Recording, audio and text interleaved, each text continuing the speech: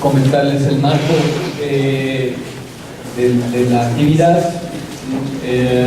Digamos que yo hice una propuesta a los dos grupos, una propuesta común de trabajar un tema con la ética aplicada, en lo que estamos trabajando, llevarlo afuera, especialmente con jóvenes. Entonces lo que se presentará acá es una reflexión común de haber realizado este ejercicio con 8 grupos de jóvenes.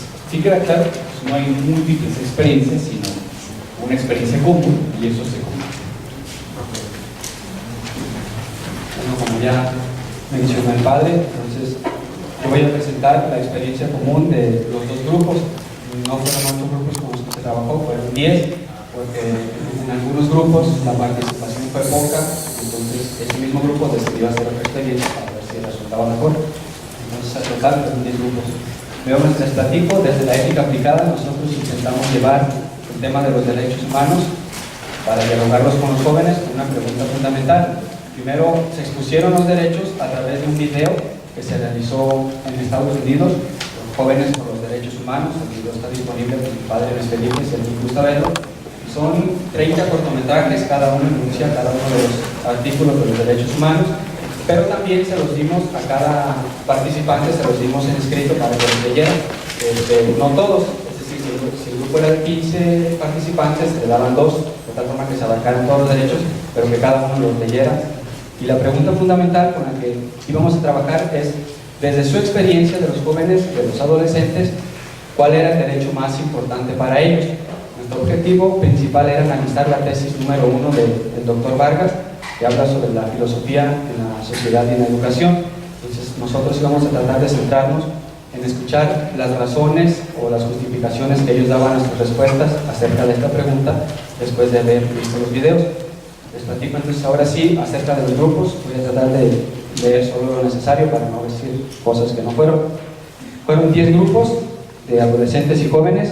La naturaleza de los grupos eran grupos parroquiales, grupos eclesiales, de pastoral juvenil y de adolescentes, un grupo indígena, un grupo especial que se invitaron a los jóvenes, se les platicó el proyecto para que se acercaran a hacerlo, y después grupos escolares, por ejemplo en el COBAE, aquí este que está en la esquina, y en la escuela de los misioneros del Espíritu Santo, que se llama ICI o algo así.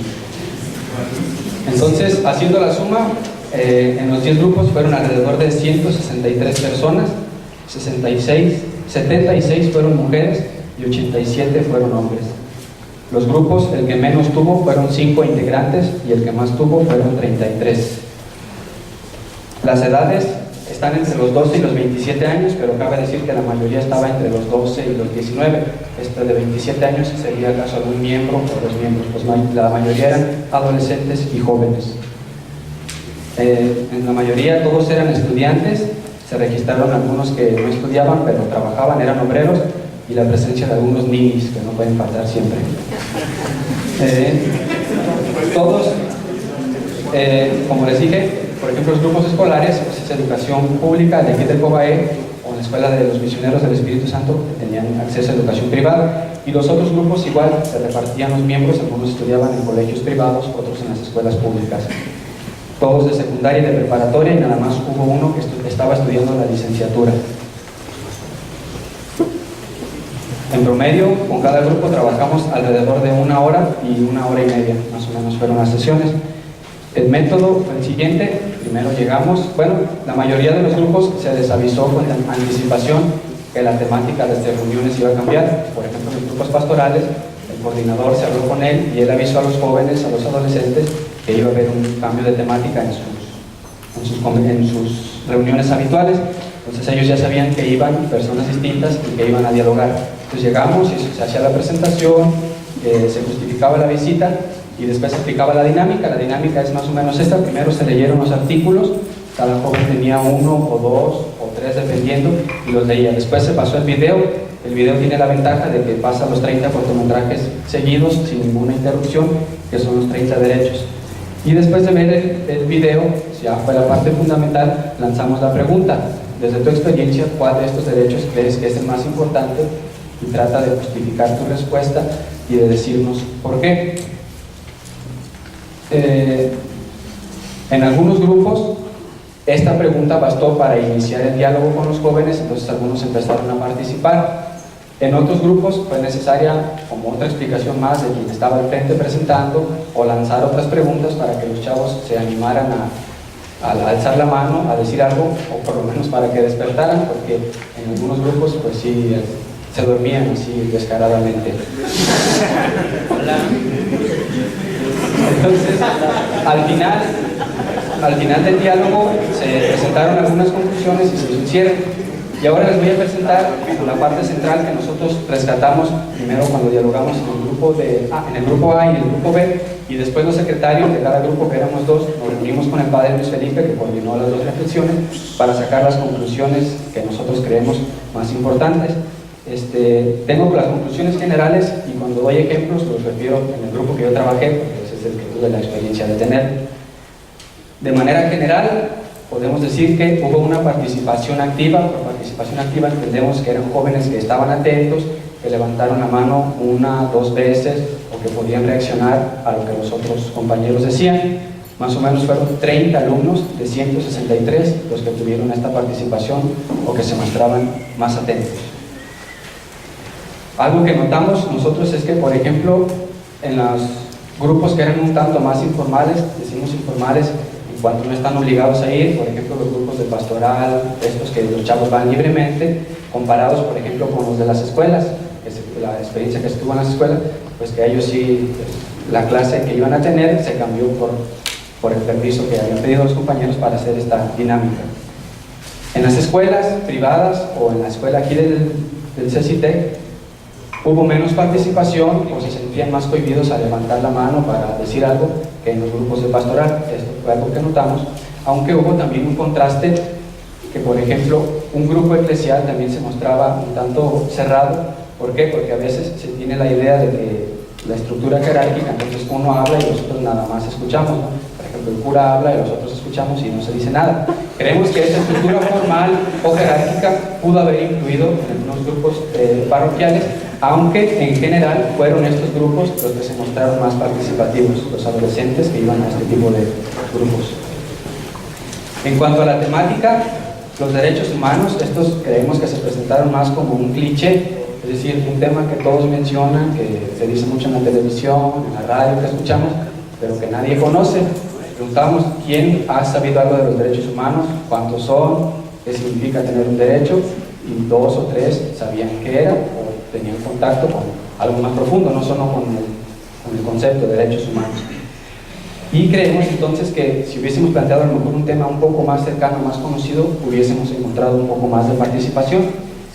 Pero ya hablando de la reflexión, a partir de sus respuestas, de lo que ellos comentaban, de lo que ellos opinaban, creemos que hay una reflexión y un análisis básico, es decir, si no mencionaban conceptos, teorías o no esquematizaban, sí tenían una reflexión básica. Y recordábamos ahí en la reflexión nosotros que la tesis número 1 dice que la filosofía potenciaría o ayudaría a potenciar esta reflexión. Pues podríamos creer que sí hay algo básico en estos jóvenes que se podría potenciar con herramientas propias de la filosofía. Un punto central en todos los grupos fue que la reflexión partía de su experiencia, es decir, cuando se vio el video, después, ¿cuál es el derecho más importante según su experiencia?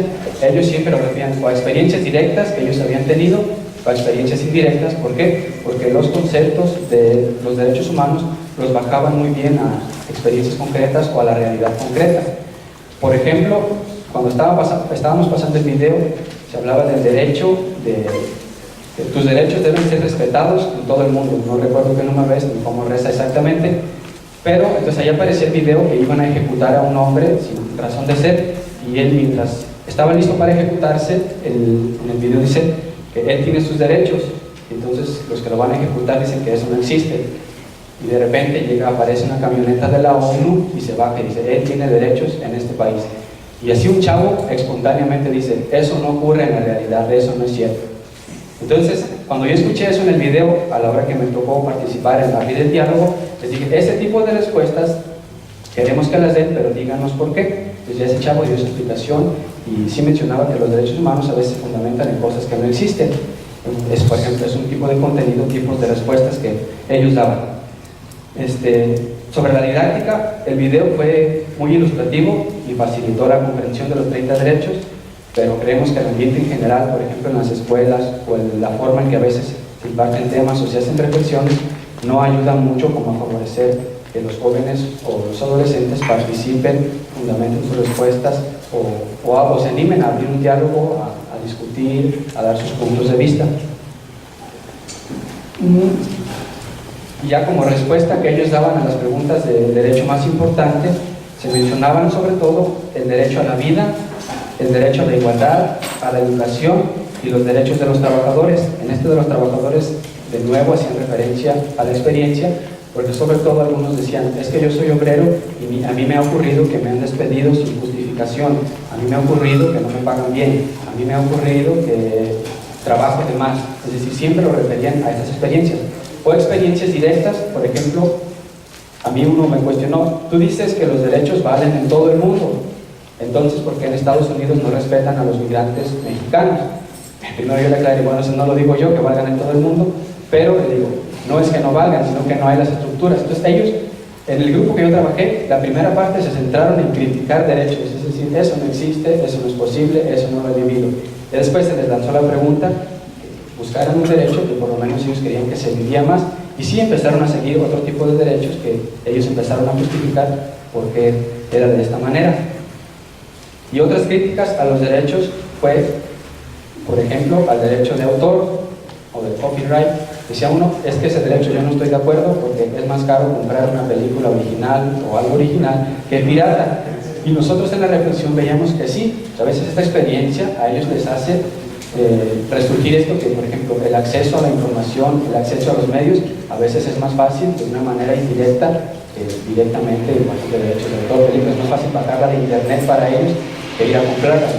Era aquí como este reclamo por la reflexión que ellos hacen a partir del derecho, de la realidad que ellos viven. Es decir, sus posibilidades no alcanzan a lo mejor para vivir este derecho. Entonces en estos contenidos nosotros veíamos como que hay esa primera reflexión y que principalmente surge de la experiencia. Ellos han vivido una experiencia que es directa o una experiencia que es indirecta. Indirecta porque planteaban casos ajenos a ellos, pero conocidos. La migración, hubo un compañero que mencionaba Cuba, decía que su entrenador deportivo era de Cuba y que le había platicado su historia de que él logró salir de Cuba para trabajar, pero que su familia sigue en Cuba y no pueden salir. Entonces ellos mencionaban el derecho del libre tránsito, el derecho a la libertad. Pues estas experiencias un tanto indirectas que los ayudaban a ejemplificar los derechos humanos, pero también muchas experiencias directas, por ejemplo con los trabajadores o con la educación, que también era otro que mencionaba. Entonces estas son las conclusiones que nosotros sacamos de los dos grupos y me parece que es todo.